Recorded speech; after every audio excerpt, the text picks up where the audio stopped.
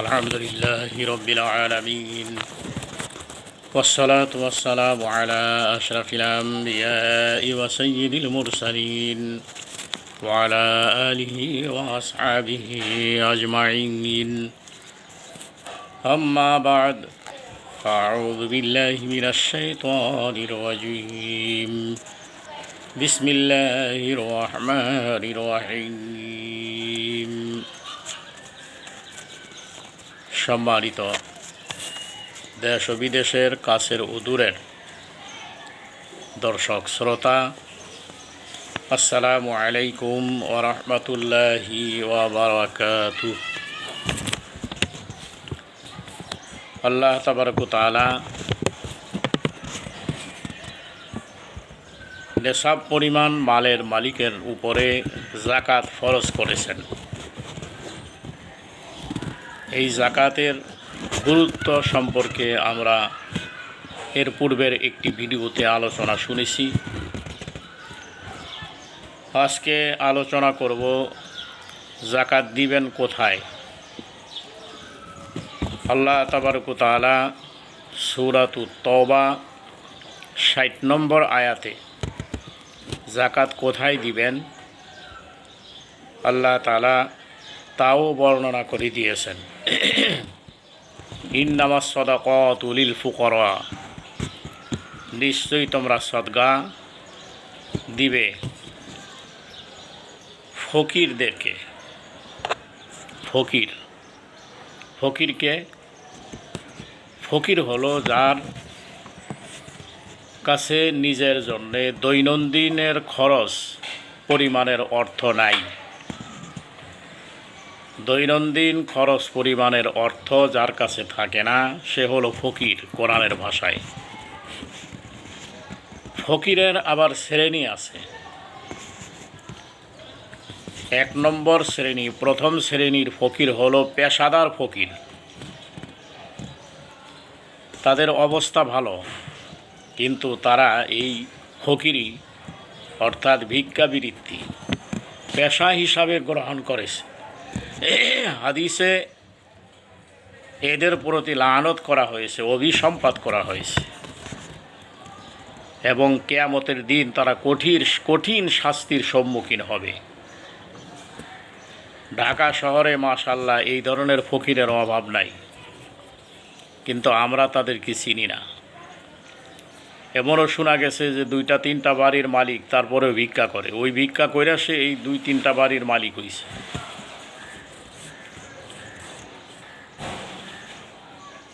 জেনে রাখা দরকার, মালদার ব্যক্তি যার উপরে যাকাত ফরজ তাকে যাকাত দেওয়া যাবে না। দ্বিতীয় শ্রেণীর ফকির হলো মূলত তারা অসহায়, মানুষের দ্বারে দ্বারে ভিক্ষা করে, তাদের নিজেদের কাছে কোনো জমা অর্থ নাই, পাইলে খায় না পাইলে না খায়। এরা হলো আসল ফকির। তৃতীয় শ্রেণীর ফকিরের কথা আল্লাহ বলছেন, যেটা যাদের প্রশংসায় আল্লাহ তাবারক ওয়া তাআলা কোরআনুল কারীমে আয়াত নাজিল করেছেন। সেটা কি? লিল ফুকারা ইল্লাযীনা উহসিরু ফি সাবিলিল্লাহি লা ইস্তাতিউনা দারবান ফিল আরদি ইয়াহসাবুহুমুল জাহিলু আগনিয়া মিনাত তাআফফুফ তা'রিফুহুম বিসীমাহুম লা ইয়াসআলুনান নাসা ইলহাফা। আল্লাহ বলছেন, দান করো তাদেরকে, ওই লোকদেরকে দান করো, ওই সমস্ত গরিবদেরকে যারা আল্লাহর পথে আবদ্ধ হয়ে গেছে। যারা আল্লাহর পথে আবদ্ধ হয়ে গেছে, জীবিকার সন্ধানে অন্যত্র ঘোরাফেরা করতে তারা সক্ষম না। অজ্ঞ লোকেরা ধারণা করে যে এরা অভাবমুক্ত। তোমরা তাদের লক্ষণ দেখে চিনার চেষ্টা করবে। তারা মানুষের কাছে কাকুতি মিনতি করে, অন্য ফকিরদের মতো সাহায্য চায় না। অর্থাৎ তারা দ্বীনি এলেম চর্চায় এলেম শিক্ষা করা ও শিক্ষা দেওয়ার কাজে ব্যস্ত থাকার কারণে আল্লাহর পথে আবদ্ধ হয়ে গেছে। আল্লাহ তাদের কথা বলছেন, কিন্তু তারা অভাব আছে তাদের, কিন্তু তারা চায় না, মানুষের কাছে হাত পাতে না, মুখ খুইলা বলে না। আল্লাহ তাআলা এদেরকে দিতে বলছেন, এটা উত্তম উত্তম ফকির, এদেরকে দান করা, জাকাত এদেরকে দেওয়া সবচাইতে উত্তম। 2 নম্বরে আল্লাহ বলছেন ওয়াল মাসাকিন, মিসকিন যারা অসহায় অভাবগ্রস্ত, এই অভাবগ্রস্ত অসহায় লোকদেরকে সহায়তা দেওয়ার জন্য আল্লাহ তাআলা তাদেরকে জাকাত দিতে বলেছেন। অসহায় লোক, অভাবগ্রস্ত লোক, তার অসহায়ত্ব দূর করার জন্য, অভাব দূর করার জন্য তাকে একটা রিক্সা কিনা দেন জাকাতের টাকা দিয়া, একটা গাড়ি কিনা দেন, একটা পানের দোকান দিয়া দেন, 1 লাখ 2 লাখ টাকা দিয়ে একটা ব্যবসা প্রতিষ্ঠান খুলে দেন। দেখা যাবে যে এই লোকের অসহায়ত্ব দূর হবেই, তার অভাব তো ঘুচবেই, পাশাপাশি 2-1 বছর পরে এই লোক নিজেই আবার সে জাকাত দেওয়ার মালিক হয়ে যাবে। আসলে তো জাকাত আল্লাহ তাআলা এই জন্যেই ফরজ করেছেন, জাকাতের লক্ষ্য উদ্দেশ্য এই জন্যে এইটাই। কিন্তু আমরা তো জাকাতকে ভিক্ষাবৃত্তি বানাই।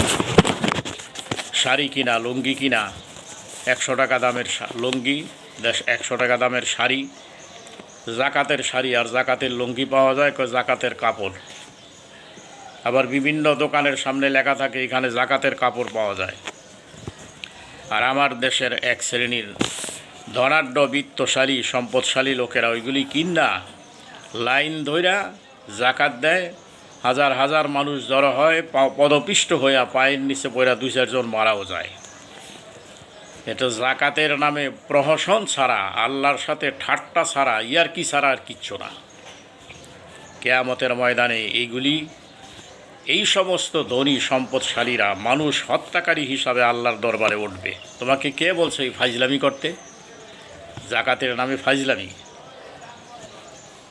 3 নম্বরে আল্লাহ তাআলা বলছেন ওয়াল আমিলিনা আলাইহা, জাকাতের অর্থ তাদেরকে দিবেন যারা এই জাকাত আদায়ের কাজে নিয়োজিত কর্মচারী, এর সাথে সংশ্লিষ্ট যারা, তাদের বেতন এবং যাতায়াত খরচ এগুলি জাকাতের অর্থের থেকে দিবেন। 4 নম্বর ওয়াল মুআল্লাফাতি কুলুবুহুম, অর্থাৎ যাদের মন ইসলামের দিকে, যাদের হৃদয়কে ইসলামের প্রতি আকৃষ্ট করা জন্যে তাদেরকে জাকাত দিবেন। অমুসলিমও যদি হয়, বিশেষ করে নবমুসলিম যারা অন্য ধর্মের থেকে ইসলাম ধর্ম গ্রহণ করেছে, তারা এখন অসহায় হয়ে গেছে, একটা খাত আল্লাহ তাআলা তাদের জন্য নির্ধারণ করে দিয়েছেন, জাকাতের অর্থ দিয়া তাদেরকে স্বাবলম্বী করো। 5 নম্বরে ওয়াফির রিকাব, কৃত দাস। আগে ছিল এই প্রথা মক্কায়, এজন্য আল্লাহ তাআলা বলছেন কৃত দাসদেরকে কিনা মনিবের থেকে যারা কিনছে, ক্রয়কৃত ওই মনিব যারা, তাদের থেকে মুক্ত করার জন্য জাকাতের টাকা দিয়া তাদেরকে মুক্ত করতে করবে। ওয়াল গারিমিন, ঋণগ্রস্ত ব্যক্তির ঋণ পরিশোধ করার জন্য জাকাতের টাকা দিবে। ঋণগ্রস্ত হয়ে গেছে একটা মানুষ, তার ঋণের টাকা পরিশোধ করার নিজের কোনো সামর্থ্য নাই, এই মানুষদেরকে খুঁজে খুঁজে বের করে তাদের ঋণ পরিশোধ করার জন্য তাদেরকে জাকাতের টাকা দিবে। 7 নম্বর ওয়াফি সাবিলিল্লাহ, আল্লাহর পথে। এই আল্লাহর পথটা কি? আল্লাহর রাস্তায় জেহাদেরত মুজাহিদদের খাদ্য খাবার, রসদপত্র, জেহাদের অস্ত্র, যুদ্ধাস্ত্র এগুলি কিনা দিবে জাকাতের টাকা দিয়া। যারা আল্লাহর দিন, আল্লাহর জমিনে কায়েমের জন্য চেষ্টা করে, এই মানুষদেরকে জাকাতের টাকা দিবে। ওয়াবনাস সাবিল, পথিক, মুসাফির। একজন মুসাফির, সে ধনাঢ্য সম্পদশালী, কিন্তু সফর করতে গিয়া ওই মুহূর্তে সে নিঃস্ব হয়ে গেছে, তার হাতে তার গন্তব্য পর্যন্ত পৌঁছার টাকা পয়সা নাই, ওই মুহূর্তে ওই সময় তাকে জাকাতের টাকা দিয়েও সহায়তা দেওয়া যাবে। দিতে বলছেন আল্লাহ। এই 8টি খাতে জাকাতের টাকা দেওয়ার জন্য আল্লাহ বলেছেন। এরপরে বলছেন ফারিদাতাম মিনাল্লাহ, এটা আল্লাহর পক্ষ থেকে তোমাদের উপরে ফরজ করে দেওয়া হলো। ফরজ, নফল না, সুন্নত না, ওয়াজিব না, ফরজ। ফারিদাতাম মিনাল্লাহ, আল্লাহর পক্ষ থেকে এটা তোমাদের প্রতি ফরজ করে দেওয়া হলো। জাকাত ভিত্তিক অর্থ ব্যবস্থা, জাকাত ভিত্তিক অর্থ ব্যবস্থা ইসলামী রাষ্ট্রের রাষ্ট্রপ্রধানের 2 নম্বর কাজ। একটা ইসলামী রাষ্ট্রের রাষ্ট্রপ্রধানের 2 নম্বর কাজ এটা। আল্লাহ তাআলা সূরা হজে বলছেন আল্লাযীনা ইম্মাক্কান্নাহুম ফিল আরদি আকামুস সালাহ ওয়া আতাউয যাকাহ ওয়া আমারু বিল মা'রুফি ওয়া নাহাউ আনিল মুনকার। যখন কোনো ইমানদারদেরকে আমি কোনো জমিনের কোনো ভূপৃষ্ঠে কোনো এলাকার ক্ষমতা দিব, তারা ক্ষমতায় গিয়া 4টা কাজ করবে। 1 নম্বরে নামাজ কায়েম করবে। প্রথম নম্বর কিন্তু নামাজ। নামাজ রাষ্ট্রীয়ভাবে রাষ্ট্রীয় ব্যবস্থাপনায় A to Z পর্যন্ত দেশের প্রেসিডেন্ট থেকে প্রধানমন্ত্রীর থেকে শুরু করে সমস্ত মন্ত্রী, মিনিস্টার, সচিব, এমপি, চেয়ারম্যান, মেম্বার থেকে শুরু করে একেবারে সাধারণ খেটে খাওয়া জনগণ পর্যন্ত প্রত্যেকের জন্য নামাজের আইন হবে। আইন, নামাজ পড়তে হবে বাধ্যতামূলক, না পড়লে শাস্তির ব্যবস্থা থাকবে। সে এমপি হোক আর মন্ত্রী হোক আর প্রধানমন্ত্রী হোক। কিন্তু 1 নম্বরটা নাই আমাদের দেশে। অনেক দেশেই অনেক রাষ্ট্রপ্রধানরা সুবিধাবাদ, জিন্দাবাদ ইসলাম, জাকাত রাষ্ট্রীয়ভাবে আদায় করে। নামাজ কোথায়? 1 নম্বরটা বাদ দিয়ে 2 নম্বর ধরছেন, লাভ নাই।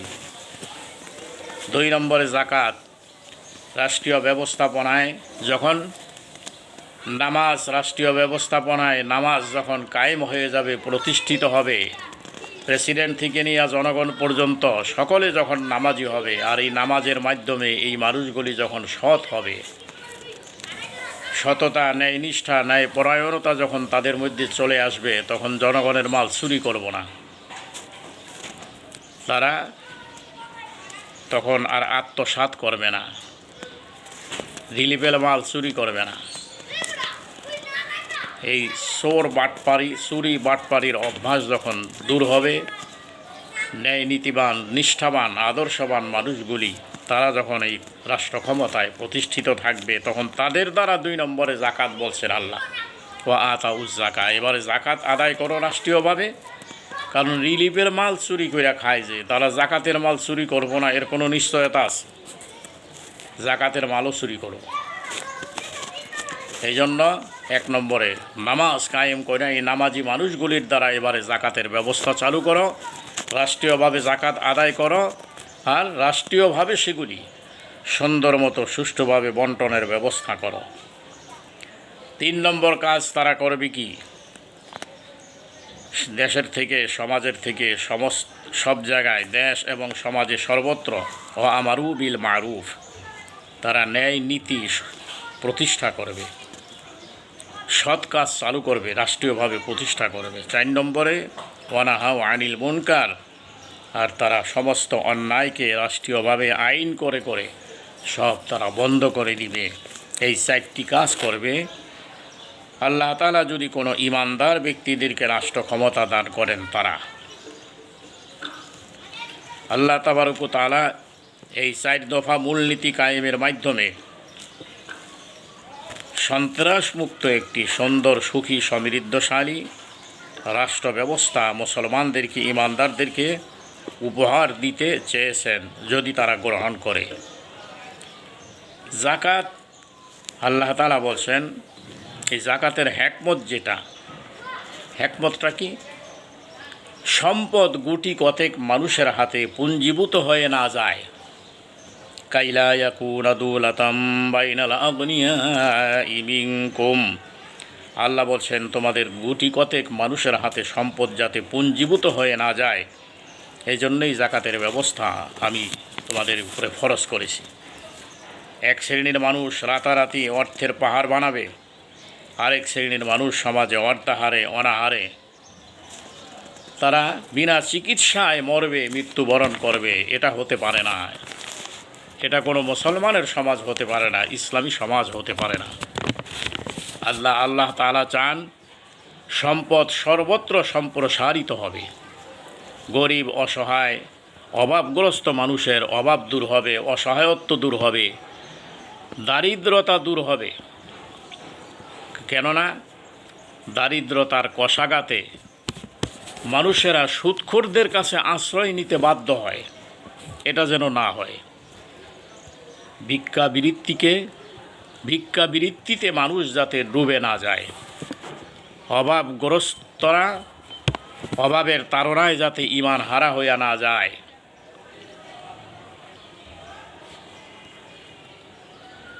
বাইহাকি শোয়াবুল ঈমান অধ্যায়ে মহানবী সাল্লাল্লাহু আলাইহি ওয়াসাল্লাম বলছেন, কানাল ফাকরু আইয়াকুনা কুফরা, কেননা দারিদ্রতা মানুষদেরকে কুফরির দিকে নিয়ে যায়। আজকে অনেক এনজিও এবং অনেক ইসলাম বিরোধী সংস্থা বাংলাদেশেও অভাব অভিযোগের সুযোগ নিয়ে অসংখ্য মানুষদেরকে তারা অর্থের প্রলোভন দিয়া ধর্মান্তরিত করতেছে। এর জন্য দায়ী সমাজের বিত্তশালী, সম্পদশালী, অর্থশালী লোকেরা নিশ্চয়ই দায়ী। এই দায় থেকে তারা কোনো মতেই কিয়ামতের দিন আল্লাহর সামনে থেকে এড়াইতে পারবেন না, মাপ পাবেন না। শত শত হাজার হাজার কোটি টাকার মালিক তারা যদি সঠিকভাবে তাদের জাকাতটা দিত, এই দেশে গরিব থাকতো না। আমরা হিসাব করে দেখেছি, আইডল মানি, যেটা অলস টাকা এই দেশের বিত্তশালীদের যেগুলি ব্যাংকে জমা আছে, এই টাকাগুলির যদি ঠিকমতো হিসাব দেয় 5 বছরে বাংলাদেশের অভাব দূর হইয়া যাবে, বিদেশের কাছে হাত পাতা লাগবে না। ইতিহাস সাক্ষী। ইসলামের সোনালী যুগে তো ছিলই, খোলাফায়ে রাশেদার যুগে তো ছিলই। পরবর্তীতে হজরত ওমর ইবনে আব্দুল আজিজ রহমাতুল্লাহ আলাইহি তিনি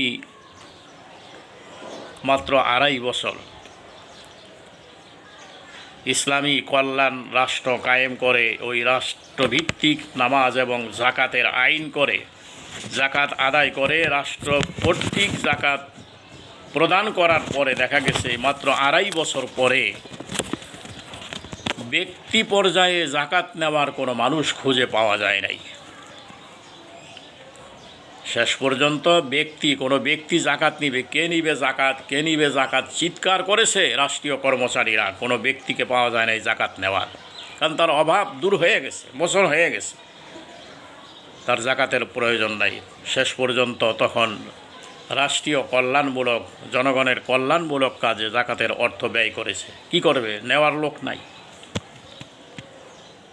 এই জাকাত আল্লাহ ফরজ করেছেন। এই ফরজকে সংক্ষিপ্ত আকারে মোটামুটিভাবে যেভাবে বর্ণনা করলাম, বর্ণিত হইল, এই বর্ণিত বিধান অনুযায়ী জাকাত যদি ঠিকমতো আদায় না করা হয় তাহলে তার শাস্তি ব্যবস্থা কঠিন। আল্লাহ তাআলা সূরা তাওবার 34-35 নম্বর আয়াতে বলছেন, ওয়াল্লাযীনা ইয়াকনিজুনা আয-যাহাবা ওয়াল ফিদ্দাতা ওয়া লা ইউনফিকুনাহা ফী সাবিলিল্লাহি ফাবাশশিরহুম বিআযাবিন আলীম।